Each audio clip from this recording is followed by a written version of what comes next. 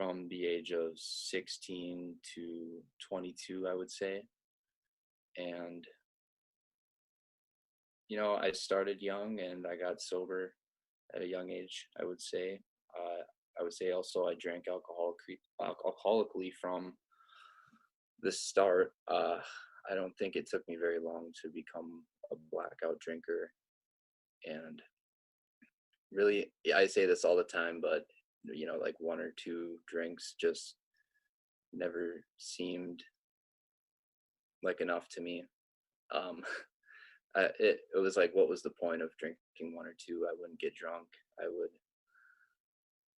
might as well just avoid the calories and not drink at all. So that was kind of my attitude, and that's how I know today I'm still an alcoholic, and I always will be. Um, I guess I was born in Minneapolis. My dad was an alcoholic, and at when I was a baby, my dad and my mom separated, and my mom took us back to Hayward, Wisconsin, and that's where I consider my hometown. That's all I remember growing up was Hayward. So uh, my mom left, and and she basically raised me and my three siblings, and basically on her own for a long time. And I have a lot of respect for her.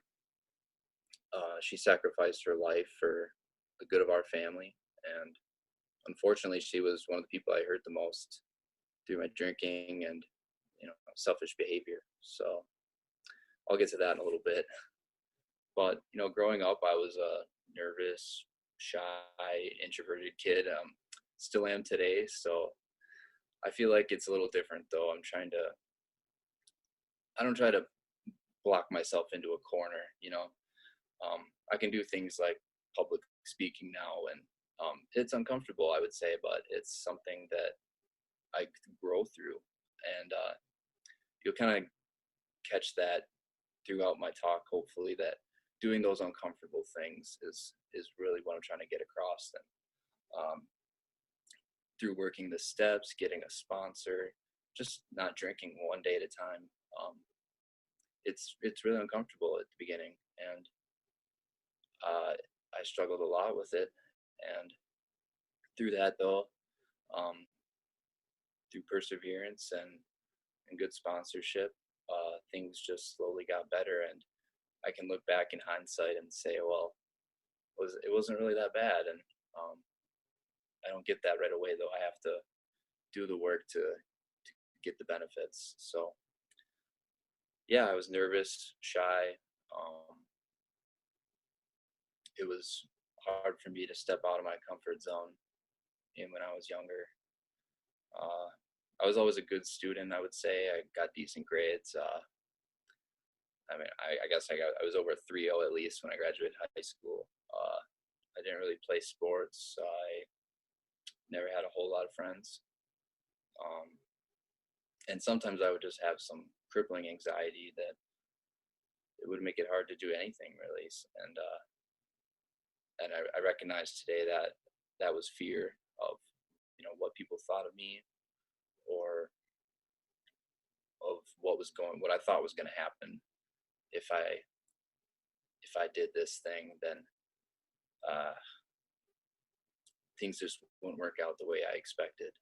And I think it all just stemmed from that self-reliance and not willing to step outside of myself to get over those hurdles. I was a very do-it-yourself kind of person growing up, and still can be today. If I'm not working a good program, I will revert back to that old behavior and bottle things up. I won't talk about problems I might be having, and just want to punch through it. And I know I'm not alone in that kind of behavior. I hear it all the time in the rooms of Alcoholics Anonymous, and I've learned more and more as I work with a sponsor and go to meetings and talk with other alcoholics that I can't bottle that stuff up. I gotta talk about it, and otherwise it's just gonna get worse, and I'm gonna explode one day. So um, I wouldn't say anything about my environment really made me alcoholic. I growing up, I had a good childhood. I had a single parent, but um, like I said, I had a lot of respect for her. My mom, she provided everything for us, and um,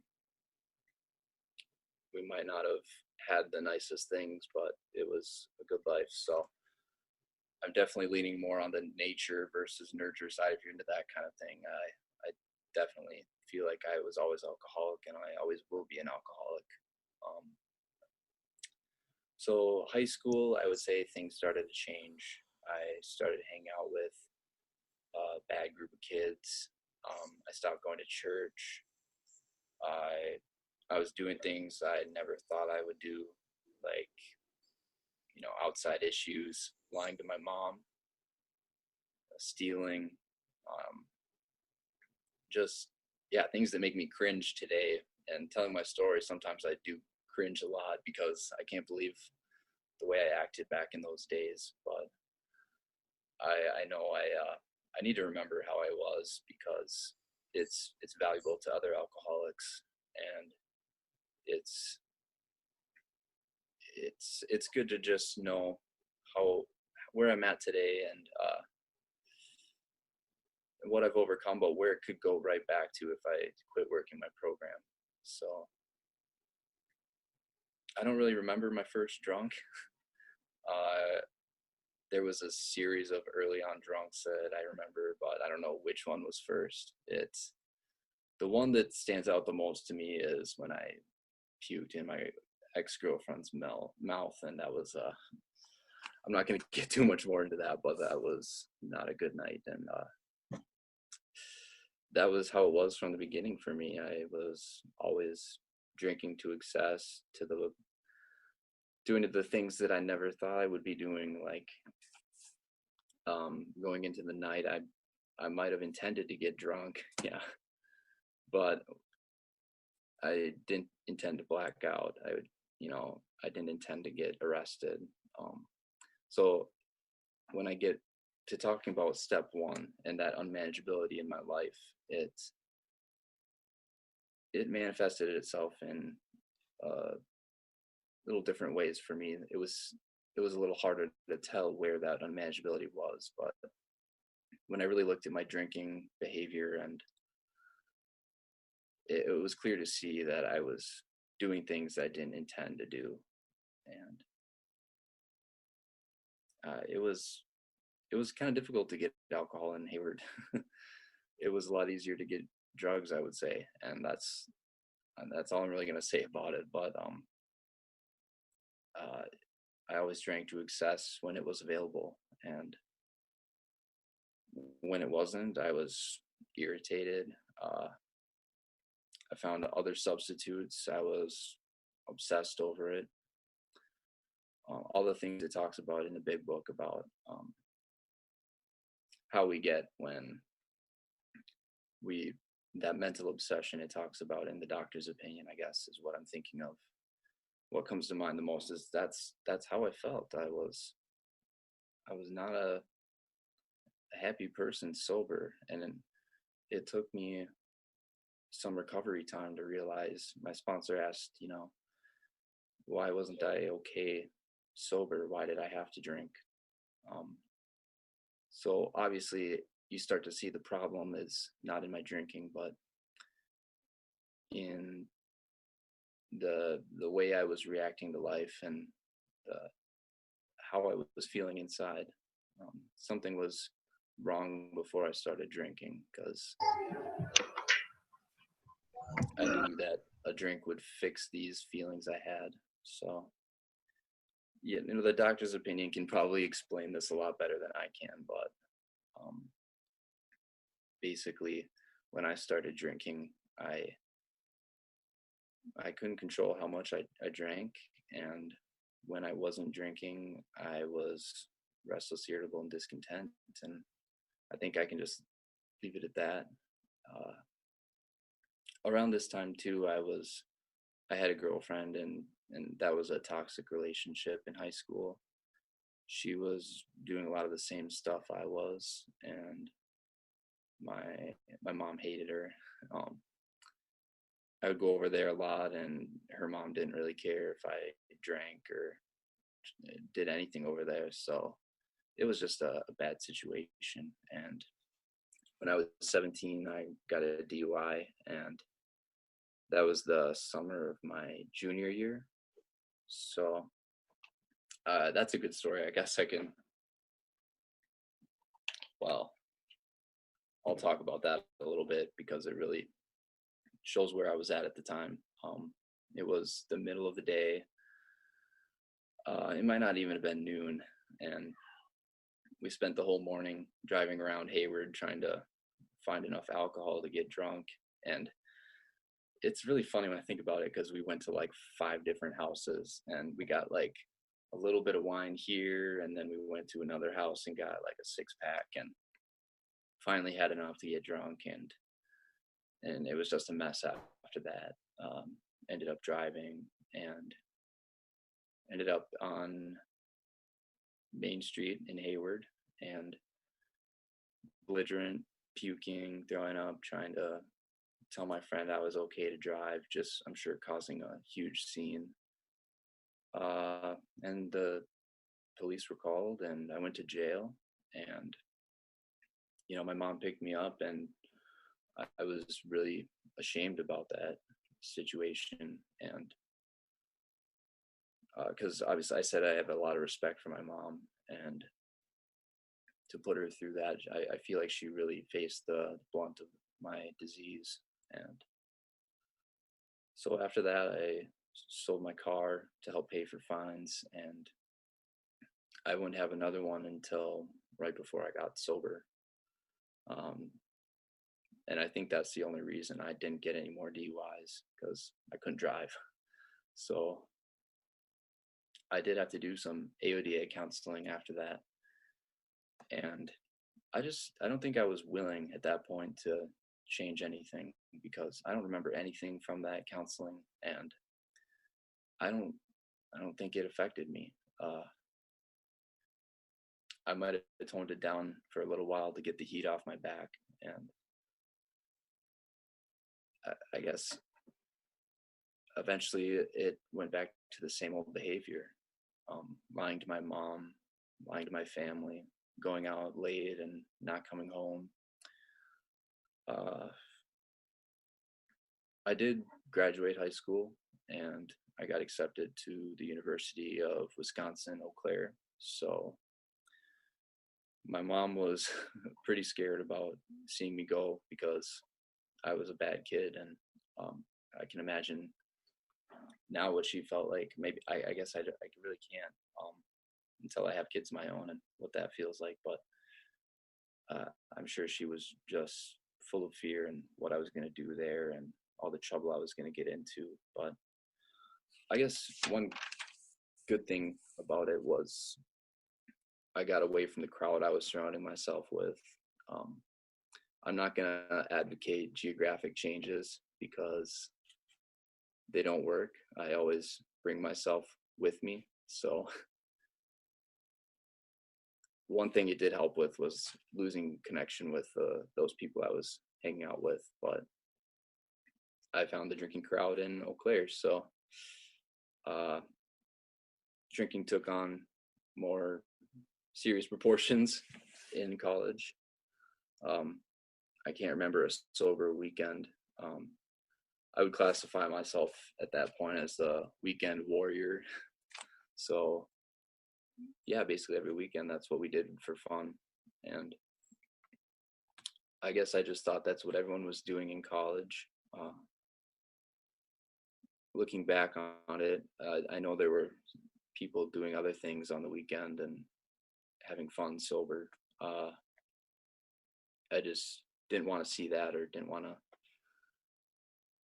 realize what I was doing was wrong, and I was drinking alcoholically almost every weekend. It was what we did for fun, and the consequences started to pile up more through my college drinking, and I got my first underage. So I got the DUI, and then I got the underage. I went a little backwards, but financially I was struggling. Still to this day, paying a lot of student loan debt that helped pay through my drinking in college. So health problems, spraining my ankle drunk, falling down a flight of stairs. There's other situations I could talk about too, but just more consequences. And I believe my grades could have been better if I had stayed sober, and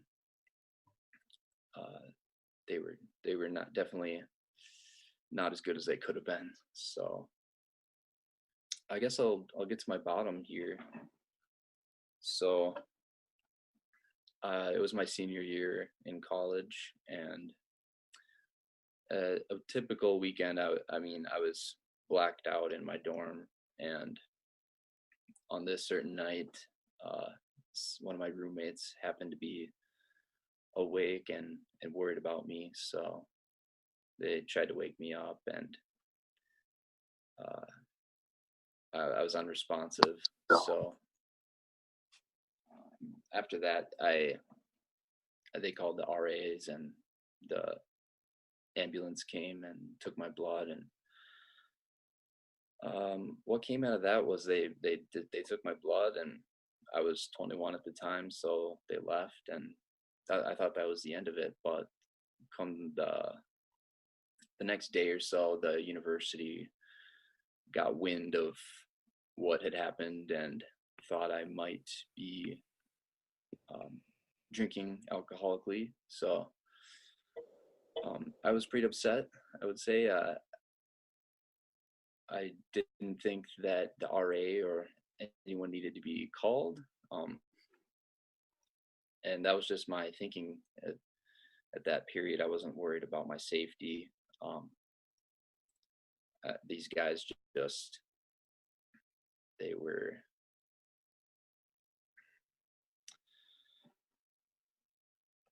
narking on me. That was my thoughts, I guess, in that situation at the time. And what the university had thought I needed was to do an alcohol assessment. So I had to do one of those when I got my underage, and I took a class when I got my underage too. And I even heard my sponsor speak at that underage class, but again, I just wasn't ready to hear the message. I didn't think I was alcoholic. My friends, we even joked about it sometimes, like, man, we're alcoholic, like the way we drank.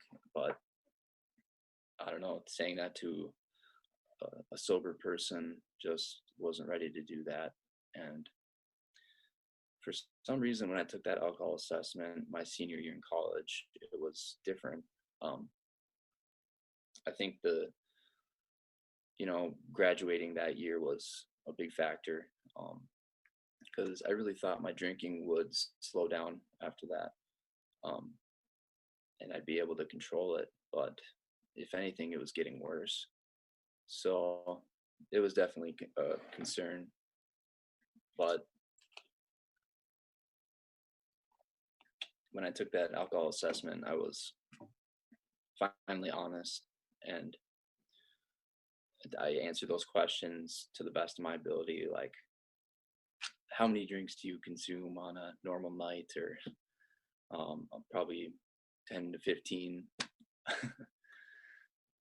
on a casual night. So just finally being honest. And I don't know why I did that. I think I finally realized I needed some help, and so the university obviously looked at that assessment, and they're like, yeah, you're alcoholic. Or they put me on a scale of like a social drinker to a drunk, and they're like, you're like right here, you're like beyond the point of social drinking. So yeah, basically your only solution is abstinence.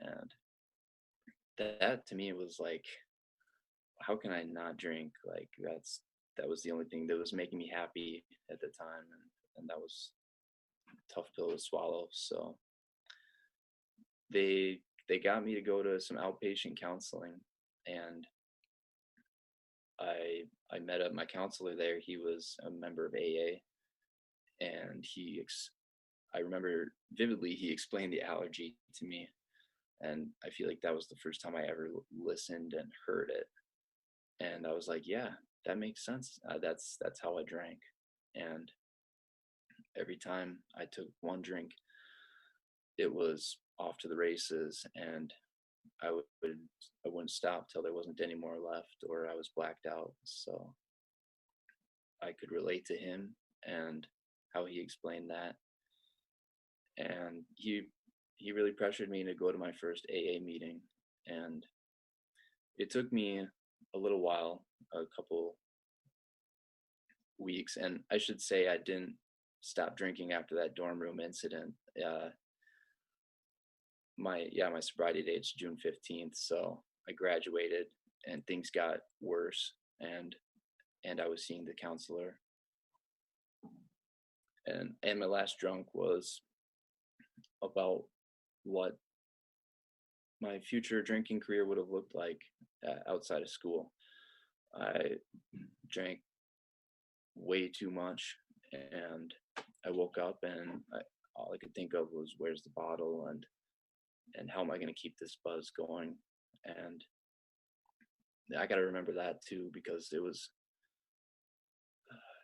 a rough place to be in. Things were going all right out on the outside, but inside I was really hurting, and I had gotten a car, I'd gotten a new job. I just graduated college. Like, if you were looking at my life and you didn't know too much about me, you would be like, okay, that guy's got it together. But when I looked at myself and how I felt, it was a lot of fear, a lot of shame and remorse over my past, and I was just not a happy person sober. Um, so I got to my first meeting, and yeah, the next 20-25 minutes, I'm just going to talk about recovery and how I work the 12 steps with my sponsor and what I'm doing today. So I was lucky, fortunate enough to meet my sponsor at my first meeting, and it was, I mean, textbook example of how someone with a couple years of recovery and working a good program should approach a newcomer. I remember he sat next to me, and I don't know, before or after the meeting, he got my number, and it was very quickly we were meeting for coffee, and he started off by sharing his story with me, and I like to do that with people I sponsor today. Um, just for the same reason that I just gave you my story of what drinking was like. And I think it's that common bond we all have. And it's why we can help other alcoholics when a wife or a brother or a sister can't. And that's why I value my story. And the trouble I've been through, it's what qualifies me to be here. And so I learned as much from my sponsor by his actions as what he told me. He's always been a man of action, and this is a program of action. So, watching him and what he does, it's really amazing. So he shared his story with me, and at the first, I guess, meeting we had together as sponsor, sponsee, and then from there on, he just started reading the book to me. So, excuse me.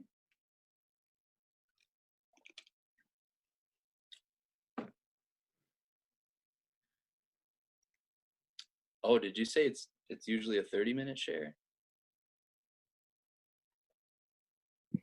It's usually a 20-minute share, 15, 20.